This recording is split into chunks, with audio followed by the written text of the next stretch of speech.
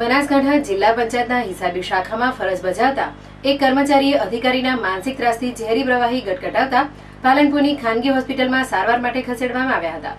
ત્યારબાદ વધુ સારવાર માટે અમદાવાદ ખસેડતી વખતે કર્મચારીનું મોત નીપજ્યું હતું, જેથી પરિવારમાં શોક છવાયો છે। વડગામ તાલુકાના મહેમદપુર ગામે રહેતા અને જિલ્લા પંચાયતમાં હિસાબી શાખામાં સિનિયર ક્લાર્ક તરીકે ફરજ બજાવતા લલિતભાઈ રાવલ ઓફિસેથી ઘરે જઈ ઝેરી દવા ગટાવી લીધી હતી, જેની જાણ તેમના પરિવારને થતા પરિવારના સભ્યો લલિતભાઈને પાલનપુરની ખાનગી હોસ્પિટલમાં સારવાર માટે લાવ્યા હતા, પરંતુ લલિતભાઈની હાલત ગંભીર જણાતા ફરજ ઉપરના તબીબે વધુ સારવાર માટે અમદાવાદ લઈ જવાનું જણાવ્યું હતું, જેથી લલિતભાઈનું રસ્તામાં મોત નીપજતા મૃતદેહને પાલનપુર સિવિલમાં પીએમ માટે ખસેડવામાં આવ્યો હતો।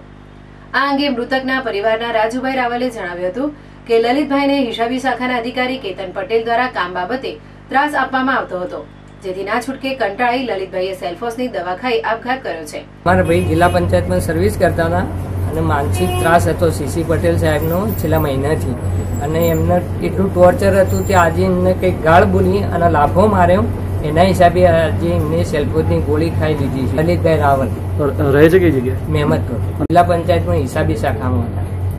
જ્યારે આ બાબતે હિસાબી અધિકારી કેતન પટેલે જણાવ્યું હતું કે અમારી ઓફિસમાં આ પ્રકારની કોઈ બોલાચાલી થઈ નથી।